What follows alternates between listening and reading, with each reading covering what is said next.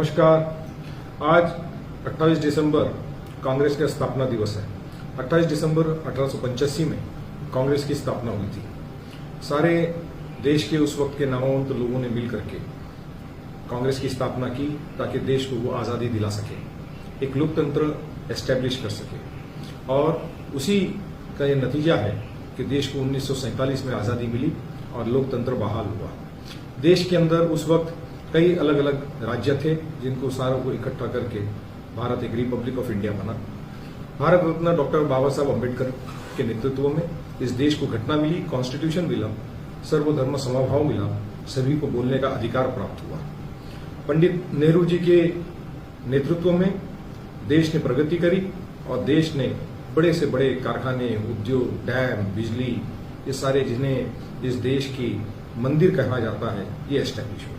महात्मा गांधी जी ने इस देश को स्वतंत्र दिलाने की एक राह दिखाई और करोड़ों लोग उस स्वतंत्र की चलवल में महात्मा गांधी जी के साथ चले और तब जाकर के आजादी प्राप्त हुई। महात्मा गांधी जी ने इस देश के गरीब से गरीब, पिछड़ी जाति, दलित, आदिवासी, अल्पसंख्यक सारे लोगों को इकट्ठा किया, सारे लोगों को एक जिसे कहते एक माला में पिरोसा और एक साथ बांध करके देश को अखंडता का स्वरूप दिया। और इसी अखंडता को की सुरक्षा करने की जिम्मेदारी इस घटना पर आई, कॉन्स्टिट्यूशन पर आई। आज यहाँ पर हम देखते हैं कि यही कॉन्स्टिट्यूशन है जिसकी वजह से ये देश की सारी पार्लियामेंट, स्टेट असेंबलीज फंक्शन करती है, काम करती है। इस देश का न्यायपालिका काम करता है।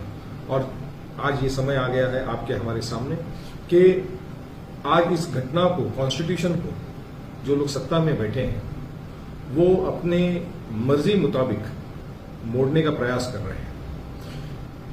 जितनी अपना प्राण की आहुति दे करके, बलिदान दे करके, त्याग दे करके इस कांग्रेस ने इस देश को आजादी दिलाई, उतनी ही आसानी से आज सत्ता में बैठी हुई बीजेपी इस देश को कुछ इंडस्ट्रियलिस्ट, कुछ कैपिटलिस्ट लोगों के हाथों में बेच देने का काम कर रही है। कोविड जैसी परिस्थिति में किसानों के प्रति बिल ला करके ये किसान के हक में है, ये जताकर किसानों के हक को मारने का काम आज की ये केंद्र की सरकार कर रही है। और जब किसान इस मुद्दों को उठा रहे हैं तब केंद्र की सरकार ये कहती है कि ये सिर्फ पंजाब और हरियाणा के ही किसानों को इन बातों पे अपेक्षा है, आक्षेप है, अन्य पूरे देश में किसी भी किसान को आक्षेप नहीं है।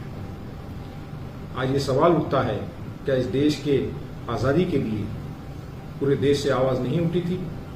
सबसे ज्यादा लोगों ने अपने प्राण की आहुति दी, बलिदान दिया, त्याग दिया, पंजाब और हरियाणा के लोगों ने दिया। क्या उस वक्त अंग्रेजों ने ये कहा था कि इस देश को आजादी सिर्फ 2 राज्य के लोगों को चाहिए, बाकी पूरे देश के लोगों को नहीं चाहिए?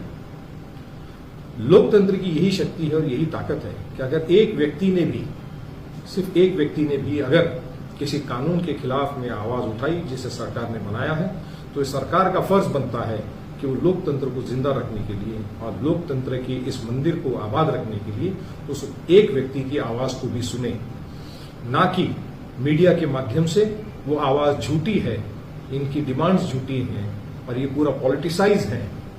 जब इस देश के अंदर तमाम लोगों को, राज्यों को, आवाम को की प्रतिनिधित्व करने का काम मुख्तलिफ पॉलिटिकल पार्टीज करती है, तब ये केंद्र की सरकार इस बात को इस तरह कैसे कह सकती है कि ये पूरा पॉलिटिसाइज हो चुका है, इसमें पॉलिटिकल पार्टीज इन्वॉल्व है।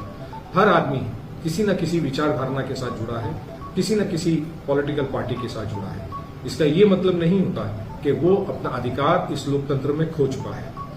केंद्र की सरकार ने इस देश के किसानों की आवाज को सुनना चाहिए और उनके मुताबिक उनको जो चीजें जिस तरह से चाहिए उस तरह से फैसला करना चाहिए। इन बिलों को वापस लेना चाहिए।